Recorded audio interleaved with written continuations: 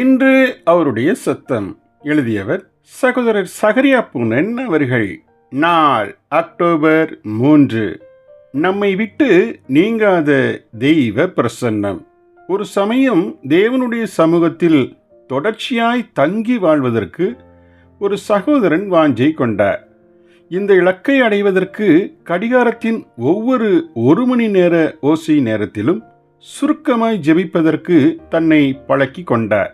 ஆனால் இடைநேரத்தில் உலக அலுவலில் ஈடுபடும் போதோ தான் தேவனுடைய பிரசன்னத்திலிருந்து விலகுவதாக உணர்ந்தார்.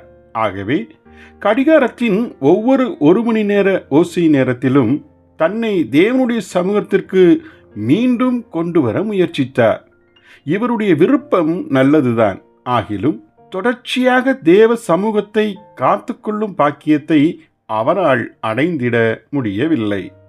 இவருடைய தவறு என்னவென்றால், தேவனுடைய சமூகத்தை வெளிப்புறமான தன்னுடைய ஞாபக சக்தியில் நிறுத்தி வைக்க முயற்சித்தார். அவருடைய ஞாபக சக்தியின் ஏற்றத்தாழ்வுக்கு இணங்க தேவ சமூகத்தின் உணர்வும் அவருக்குள் ஏற்றத்தாழ்வுக்கு உள்ளாகியது. இவ்வாறெல்லாம் தேவனுடைய சமூகத்தில் வாழ எத்தனிப்பது சுத்த மதியினமே ஆகும். ஏனெனில் நம்முடைய ஆவியில்தான் தேவனுடைய சமூகம் இருக்கிறதே அல்லாமல் நம்முடைய ஞாபக சக்தியில் அல்ல.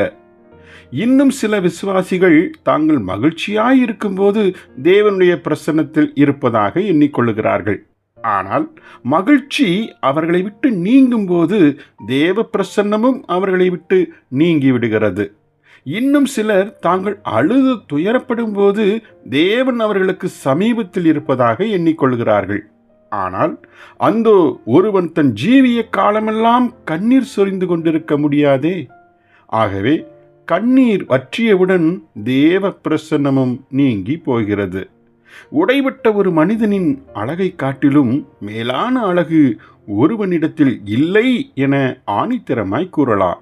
யோவான் 12ஆம் அதிகாரம் 24வது வசனம். இதுபோன்ற ஒருவனிடம்தான் பிடிவாதமும் சுய அன்பும் உடைபட்டு சாந்தம் வளர்ந்திட வழி பிறக்கிறது.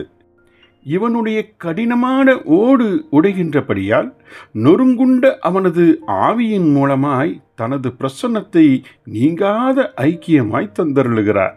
ஜெபிப்போமா. பரலோக பிதாவே, எங்கள் உணர்ச்சிகளில் அல்ல, நொறுங்குண்ட ஜீவியத்தில் எங்கள் ஆவியில் தங்கியிருக்கும் உமது பிரசன்னத்தை எந்நாளும் காத்து வாழ கிருபை செய்தருளும். ஆமேன்.